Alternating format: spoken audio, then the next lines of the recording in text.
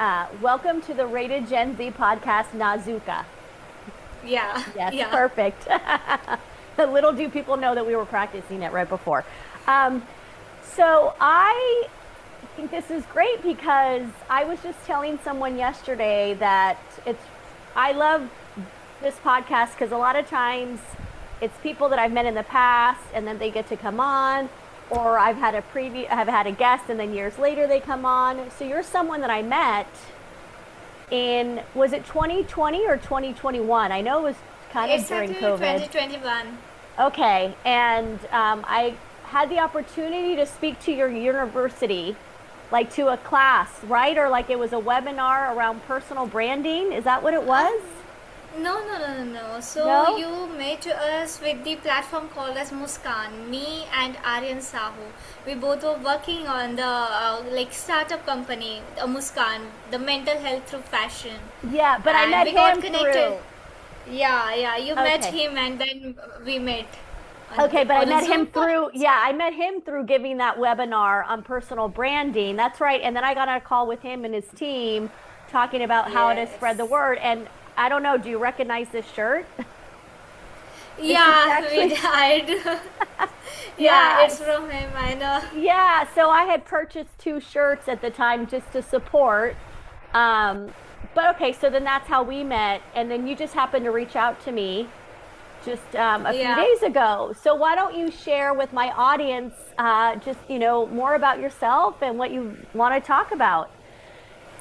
Okay, so let's talk about who I am. I am now a healer and life coach. So I am doing a lot of life coaching things like, I help people with understanding their problems of life, and I help them map out the root cause of it. And through a lot of the techniques, we solve that root cause and I help them to grow in their life. So that is what I'm doing currently. And I used to work as a data analyst before, and it was quite good. As you know, that I was always been into the entrepreneurship thing. So right now I'm doing a lot of things, and at the same time I'm a poet. I am writing one novel and also a script for a film.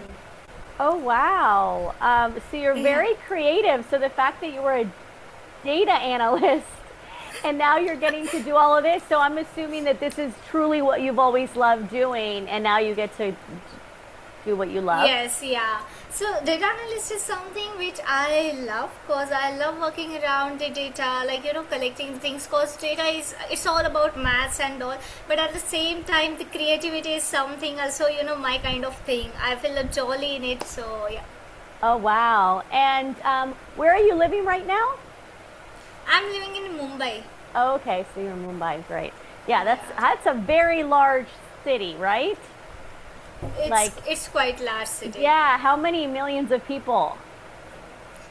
We can't. I haven't You don't know? counted, but Oh, it's okay. yeah. Because I think in San Diego we're at 1 million, and I know that Mumbai is way bigger than San Diego. So that's a lot there.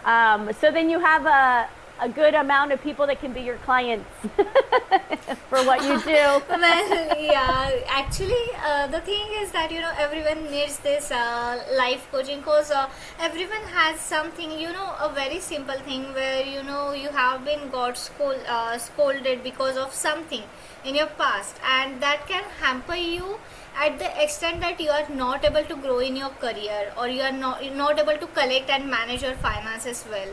So like if you have been told, or you have been you will have a strict childhood in terms of money, then you get a lot of issues while getting the money, and at the same time working around it and managing that well. So yeah, it's a lot, and everybody at the some on the other hand has the issues that they are facing. So life coaching helps them understand what's exactly the root cause of it.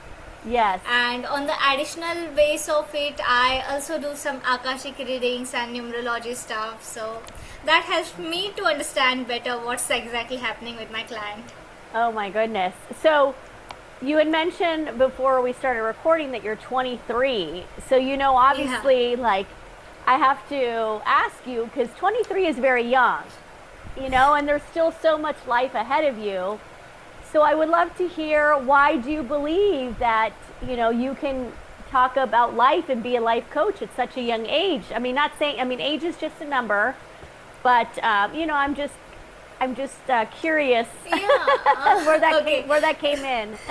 the the very much fact that the experiences that I had are like when I met to my clients, and this is what they say, that I have certain sense of the maturity, to understand and not judge people.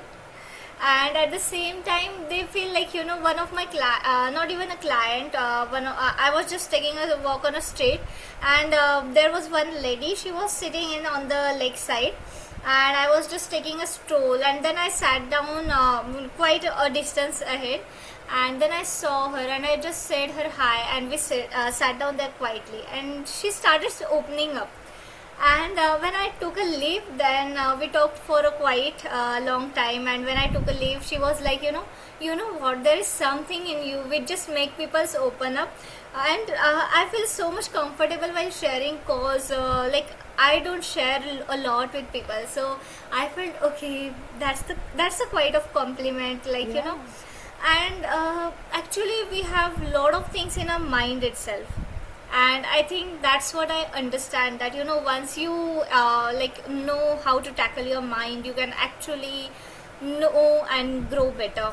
Yes, I agree. Yes, and there are so many people that your age that are way more mature than people my age. A lot of times. No. There are some. Again, we are not going to judge, because it's again the fact of the everyone has their own kind of life, and they have their own kind of experiences, so we can't actually judge someone. Right. No, I love that. And do you find, because I know that I've actually spoken to quite a lot of people in India, and there is that kind of what's the word that I'm trying to use? I guess people believe that a lot of in the culture in India, like everybody's very rigid and everybody wants to be a doctor, an accountant, a lawyer. Like they follow those things. And so, are you finding it that now the younger generations are looking more about with life coaching and wanting to, like you say, get to the root things and really understand more of the psychology around things, as opposed to just following a career track, following what their parents are telling them what to do? Like, you find a difference now? Yeah, yes. Okay. The thing is, in India, it's the very, very, very truthful thing that you said. There are for people in India which are quite one generation above me. There is a thing that most of 50%, we can say, we won't say, because a lot of things are changing right now, but still 50% of people are you should either be a doctor, engineer, or teacher. Yes. Those three, or either you should be in the government job. So these are the four things. But now the youth is we want to explore, we want to know more, and it's kind of we want to align with the soul's purpose. Yeah. And India being in every generation, India has its own way of towards the spirituality. And right now what I'm seeing in my generation is we want to make the spirituality with a very scientific way. Yes. And it's we want to know more about it. We would love to explore more about regarding this area, but at the same time we want to know why exactly that certain thing happens and how it affects. We want to experiment at the same time. If we will believe only if it's proven. Yes. So that's something. Yeah, and that's why I think the youth, we are actually getting into that, we want to find the root cause of everything, and we want to remove the things from root cause. That's how we are going nowadays. Yes, which, I mean, it makes sense, right? That if you can get to the root cause at a younger age and you can remove that, then it can open up so many other opportunities. Yeah, it's people. Actually the abundance is something that is just if someone is not getting into an abundant energy, so it's just because of their internal energy blockages, which reflects on the outside world of their life. Like you'd say it in terms of career, money, health, relationship, anything. Yeah. So it's just from the inside that there is something which is blocking them, and once you remove it from the inside, the outer world definitely changes. And yeah, being the I'm saying it from my personal experiences, from my mentors, from my classmates, and as well as my clients' experiences, that they are seeing the difference. Yeah, I have been a little bit more open recently about how like Rock the Boat kind of happened. You know, this the under 18, like now you're on Rated Gen Z because you're older. But when I started Rock the Boat, I actually had an energy healer that I spoke to on Thursday, a light worker energy healer, and he had said I had a lot of blockage, and there was a lot there that I was like kind of just holding on to, and so we did a lot of work releasing it and opening up these kind of channels, and that he said I needed to be very open to receiving. And I didn't really understand what that meant, but that was on a Thursday or Friday, and then come Tuesday, because I knew there was something that I like was trying to figure out at the moment. And then Tuesday is when everything, and I call it like it was like a download, the Rock the Boat, the idea of it, the tagline, exactly what I was going to do happened right after that session. That was my first time ever doing that. And now I work with him a little bit more consistently, and now we're actually working together like with coaching and so forth. But it made a difference for me. It definitely did. Yeah, it is like a lot of people, especially like those who I won't, like, again, we are not going to judge, but there are the different set of people, and they believe on the different terms, but at the end everyone is believing in the same thing. So, and this energy works, this actually, it affects a lot. I'm telling you from my personal experiences, because I was having a massive self-worth issue, and sometimes I still do have that. It's not like it's completely gone, because it requires a lot of work when you are like having a 23 years of baggage, and sometimes from the like I believe in past lives and also being the experience in that, cause in akashic reading we do see a lot of karma things and all. So I believe in the past lives and all. So all this baggage, it's not going to be removed in just 1 year or 2 years.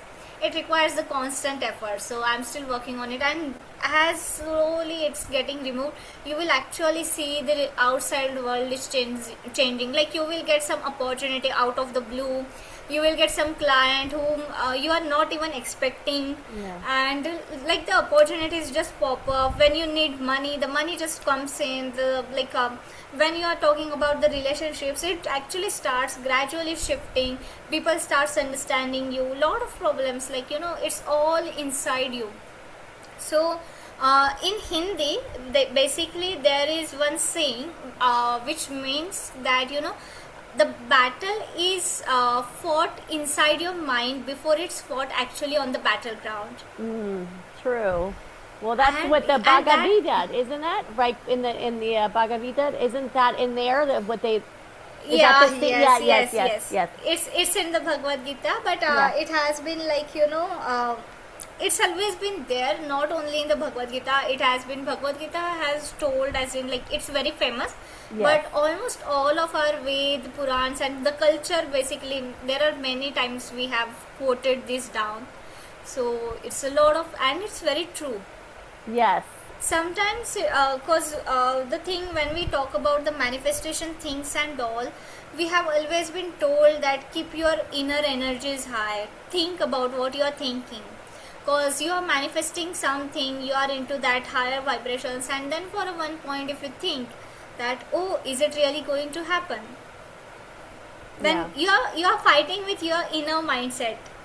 Yes. So and we're always doing that. And unless and until you are aligned, it's not going to happen, it's not going to work out. So it's kind of the thing. I know. I think that's kind of always been the struggle, and the question is, how do you deal with those inner negative So thoughts. so what I have worked around it is, so when you go for the meditations and all, they will always tell you that you should shut down your thoughts. Yeah. Like, but what I have observed is, the more you try to forcibly shut down your thoughts, the more they are going to pop up. Yes, true. So instead, what I suggest my client is, initially just observe your thoughts. Let them come in, let them flow, just accept them, just let them get download, and you will find, after 21 days, like 30 days, for some people it gets to 45 days, you will see that it's actually that thoughts are slowing down, and you are actually gaining the peace. So rather than forcibly shutting them up, just observe. The observation is what makes a lot of difference. Like, you should be aware of very small things, and you can learn a lot from them. Like, even when sometimes, so one day I was traveling from a train, and what I was just hearing is, the leaves, the sound of air in the leaves. Oh. And it was the constant sound, okay? And when you will see, for each of the tree, the different tree, like for the neem tree, for the peepal tree, for the banana tree, the sound is different. And what makes it, and then I realized that, the shape, the energy, because each of them has their own aura, even the air around them starts changing. Wow. And it's taking the different shape. The way it flows, it's actually, like, you stand in front of the people tree, you stand in front of the neem tree, and you will feel different air. Wow. The flow of air itself will be different. Yeah. So that's how, the more you observe, the more you get insights from. Yes. But it's difficult. Amazing. I know, but it's so difficult for people to quiet down. And when you were talking about the thoughts, because I was a yoga instructor, that's why we had to read the Bhagavad Gita, and we had to do an essay around it. So that's why I remember that. And we read the sutras as well. Yes. And I know a lot of yoga instructors, and myself, when it was shavasana, when it was time to just relax, which most people could not do. Yes. We always said, treat your thoughts like clouds just passing through your mind. So if you see a thought, like, okay, it's just a thought that's just floating, and I'm gonna let it float by. I'm gonna acknowledge it, observe it. But yes, because it is very hard when someone says, block all your thoughts out. So the thing is, like,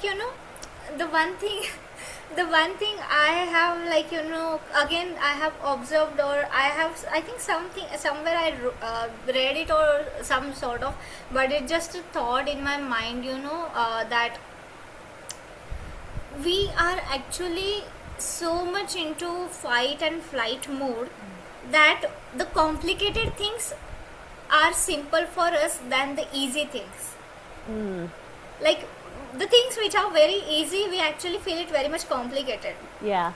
And the complicated things are actually easy for us. But the thing is, they are not actually easy.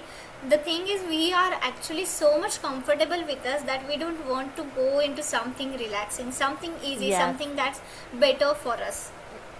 Yeah, that's what I was going to say. That we're more comfortable with the difficult, hard things. Why? How do we find comfort in that? That's so hard. It's because, like, our mind gets programmed after a while. Like, it's like training a AI model. So you are getting some input each day, every day you are getting that input, and after a while, even though that input is wrong, the AI is going to treat it as the right thing, and our mind quietly operates it in the same way. Okay. Because for him, that's the right thing, but he doesn't know. So we have to reprogram that all over the belief. So that's also one of the part of life coaching, which I do. So we have to actually, say that, okay, this is happening, this is the cause of it, okay, this thought is actually giving me this issue.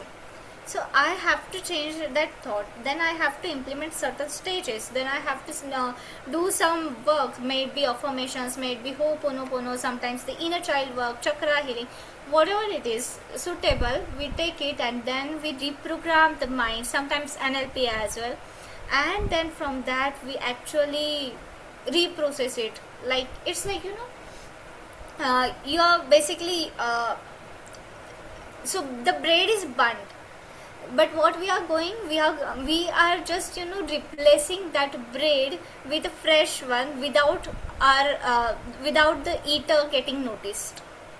Okay. Yeah. Yeah. But there's so many different pieces to it, because I know for like myself personally, I have a therapist, right? So I have a therapist, but then I'll also watch like podcasts with experts on neuroscience, on mindset, on, all of those things. And then I like just went to a yoga retreat last year in Tulum in Mexico, and I did the Temazcal. So you're doing, all of that. And then, and then I had, I've done Reiki energy massages. We did a Mayan clay ceremony, which is also something there's so many things that you can do. I read. I feel like it's a mix of all of those things in order to be able to reprogram my brain, but it's a lot. And some people like don't want to do all that. Yes. It's actually, this is also one more thing, like, you have to get that certain readiness in yourself when you are doing all this. Not everyone gets on board with this. Why? Because, they're like it's like changing your house. Okay. And you there are so much sentiments, and more than that so much comfort around it, that if certain things like the sofa in your house, if it has placed in certain place, and then when you are changing it, it's sometimes you are not suitable with that setup, you are not comfortable with that setup because your mind has already programmed.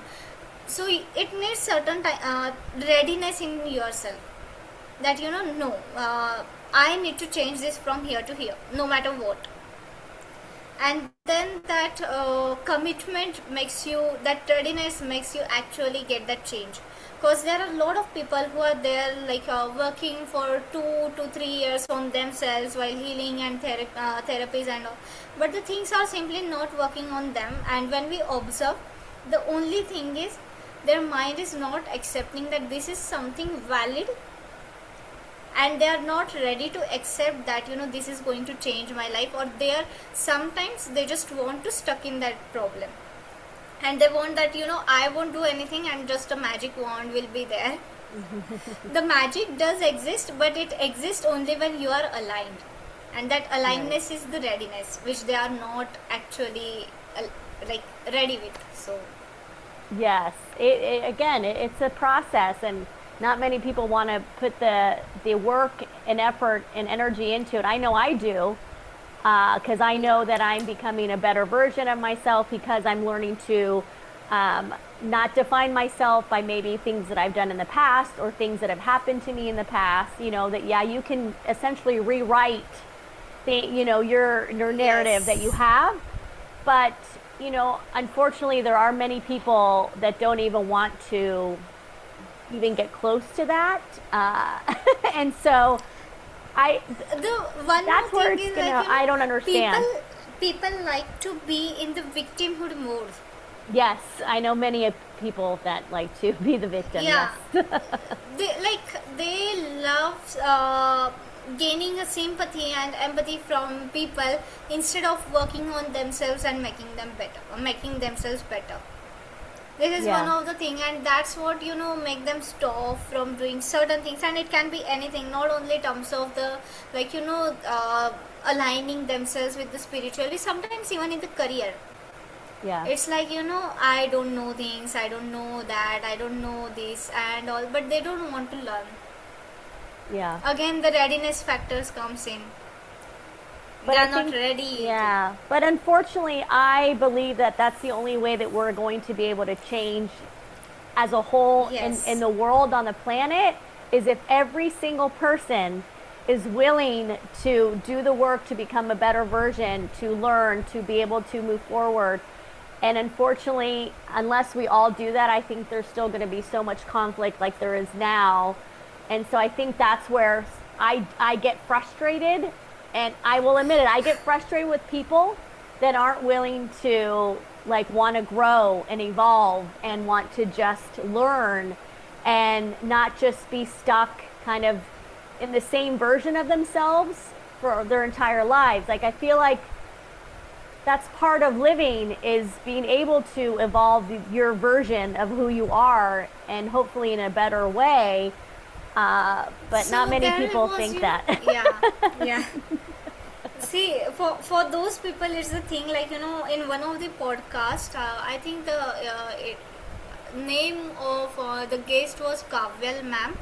She is a life coach and healer as well. So she told one beautiful thing on that podcast was that life teaches us with three things.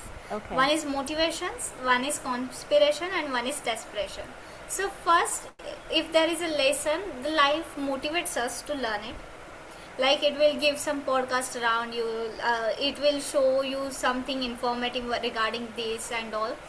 And when you don't listen to that motivation call, it gives you conspiration. Like it conspires little bit of incidences in your lives that you should actually observe them and learn from them. But if you ignore that as well, then life gives you a desperation. Now there is no option for you rather than being learned. So for every people, it's their call. At the same time, it's for everything has a certain time. Like even if we are like, this is something we call in akashic reading, that the akashic reading to come into your life and you to know that particular thing is also a time that when the destiny or the higher power wants you to change yourself now. They want to bring the change in your life now. They have seen enough of you.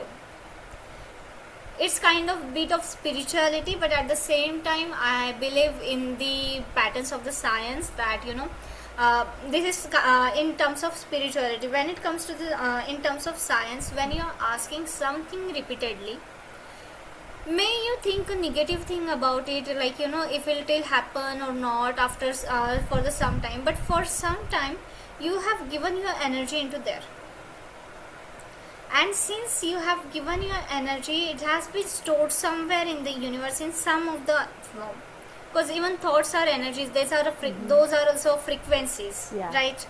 So they has to be turned into something, because there is a very simple law of physics that energy can never be created nor be destroyed. It just changes its forms. Yes, I don't think people realize that. Yeah, so it is there, and when it takes a little bit more time to come to you. Yes. And again, it depends on it's like being a +1 and -3, so it's -2. Yes. But the +1 is still there, so little bit of difference you will definitely see. Yeah. I mean, I believe in that for sure. I mean, that's why I'm someone that tries to put as much positive out there, because I know we are all energy and we are all connected in some way. I mean, there's been so many occasions where things happen and it just, for me, validates how we all are so interconnected in this entire world. It's like, so basically this is in every culture, but since I know more about my culture, which is Hindu, yes, I am. So we have even if you are meeting someone for a second, then also it's something that's connected between you, that you might have some kind of 1 second interaction in some of the other lives, that you have came for that 1 second interaction in this life to pay it back in some of the other ways. So this is how, like, every single thing you give in, you get the output in some of the other forms. So it's like every single thing that's happening to you, every single person you are meeting, it's already there, that you have the energy alignment with them in some of the other forms. Yes. Well, I love that you mentioned the spirituality and the science, because I had a young woman on my Rock the Boat a couple days ago, and she's Hindu, Her family's from India, and but she is wants to be an astrophysicist, and she is obsessed with astronomy and astrophysics, all of those things, the galaxy, and that's all scientific, right? But then, so I asked her about the balance of having that science, but also having the spirituality as well. They can coexist.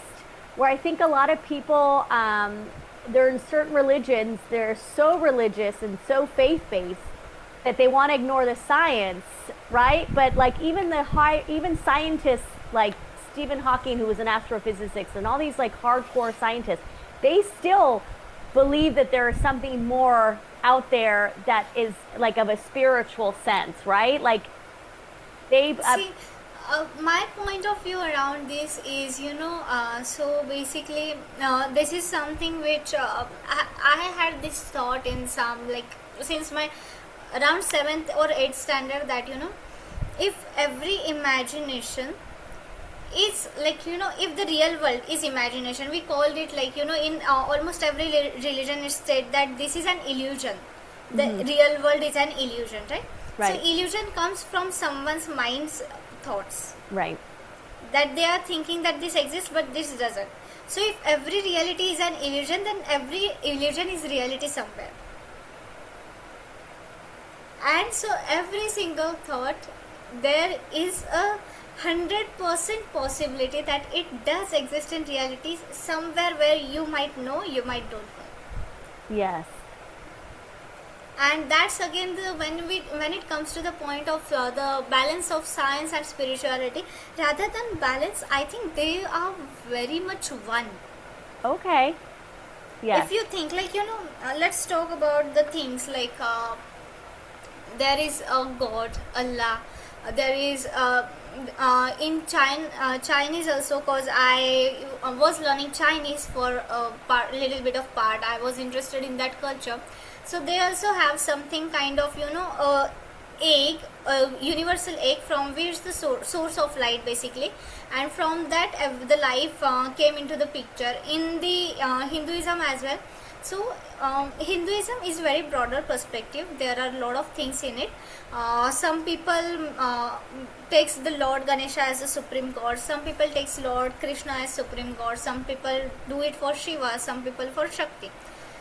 The whole point of it, that there is a something energy that exists, and if you go into the quantum physics, it also says that there is a like explosion of matter, the Big Bang theory we call it, right? Yes. So there was nothingness, and from that nothingness everything came.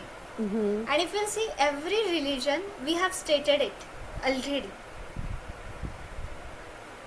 Like for us, it's like, when you go to the higher realm, what exists? There is nothingness. From that nothingness, the Mahavishnu comes and all the life cycle comes in the picture. So this is one thing only. Everyone has given it a different definition on how they understood it. Yeah. Yeah. So when we go about studying our like scriptures and all, so there was one priest, Shastra Sayan was his name. What he told to his students was, take the scriptures as the base. Everyone who has written the scripture, they have written it as per their own understanding of that particular definition. So Vedas are the base of our Hinduism.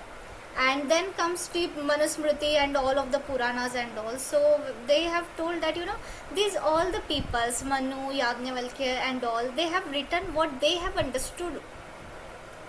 You can take it as a base of your theory, but you can't make it the statement of your life.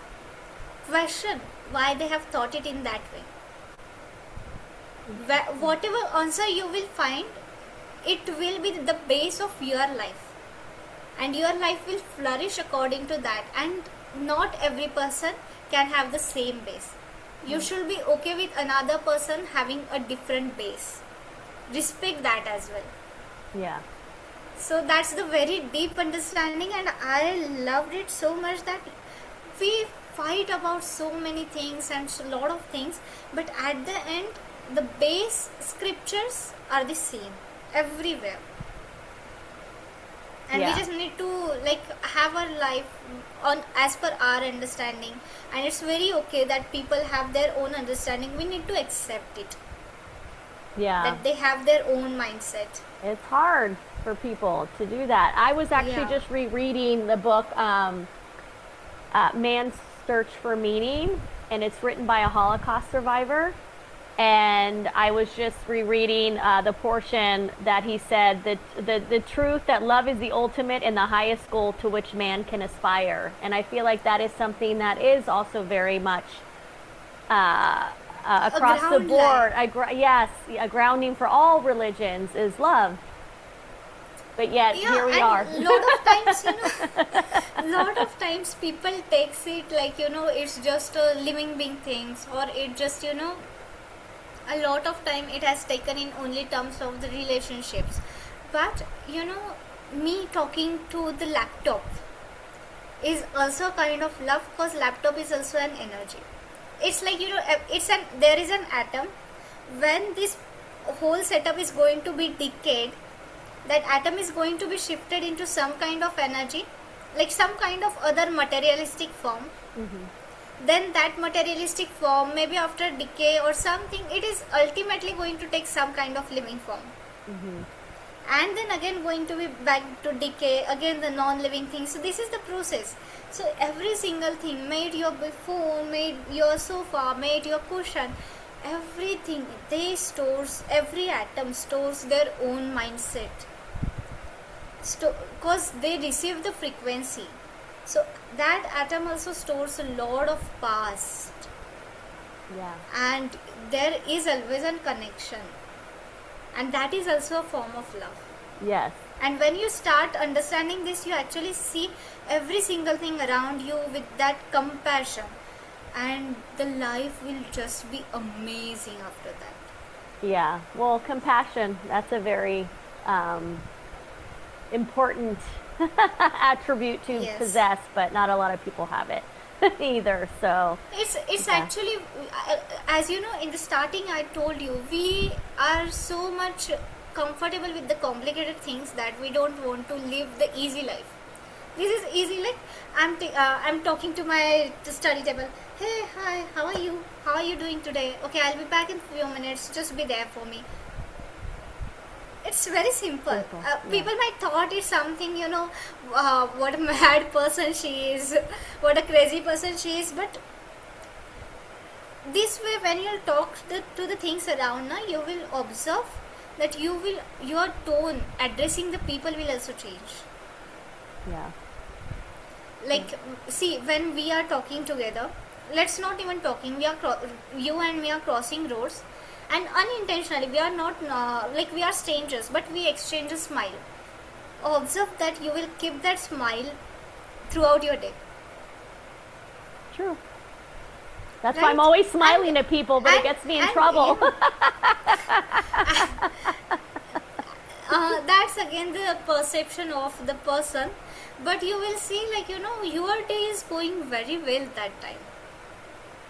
Because what the input you have got, you're working on that basis, and that's what exactly the love is.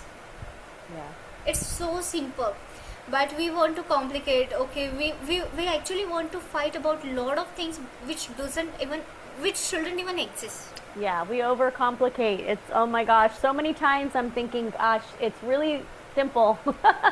Yeah, like the caste, the gender, everything, every single thing, like there are a lot of things, even for the race and all those things this is really an unnecessary matter. And when we come into the spirituality, when we start understanding about the souls and all, then the very much first thought I had was like, in one of my lives I would have been living the life they are living, and if I would not like to suffer like that, I shouldn't make them suffer like that. That's a good point. Even if we take this understanding, obviously this is very superficial, the soul purpose, attachment, like soul connections and everything, it's very beyond the line. It's like we are all part of one energy, may it be in the scientific way, may it be in the spiritual way, no matter which way you take it. if we are come from one big bang, all of us, we are siblings in terms of soul energies. Yes. Not even sibling, we are we. And if I'm fighting with you, whom I'm actually fighting with? I'm fighting with myself. Yourself, yeah. Is there a point to fight with myself? I don't think so. Yeah. So that's why we should rather, like, we should rather love, because it's at the end, if the Big Bang is, before the Big Bang, everything was just one or none, then I am the one, I am the none, I am the everything, and I am nothing. Yes. So what I am fighting for, what I'm doing for, all of these things, they really come into play. So. No, I love it. Well, that's a great way to end the podcast and the conversation. I love talking like this and having these deep conversations. For me, it's very fulfilling and stimulating. And I know some people, it might go over their head, and that's okay. But maybe that's a sign. But maybe that's a sign for them to maybe start digging deeper and start exploring all of this. If this is something where like, this makes no sense, I don't even know what they're talking about. Maybe that's when you should start studying it. The basic activity is, this is like very stupid idea which I'm giving, but if someone does it, they will actually see the changes. Start talking with the non-living things around you. Yeah. This might be a very stupid idea to do and start with, but observe the difference in next 3-7 days. The way you will talk to people will be different. Yes. No, I agree. Well, thank you so much for coming on and for reaching out after all these years. It's so always nice to catch up and see where, people are at in their journey and in life. Yeah. So I love this for you. It was nice talking to you. Yeah, I love this so much for you. I think this is fantastic. I think everybody needs this. Every single person on this planet. Every single person. Yes. Exactly. Yes. From the top leaders to beggars, everyone needs this. Yes, especially the top leaders, just saying. Yes, especially people in power right now need to do this. Well, thanks again. Yeah.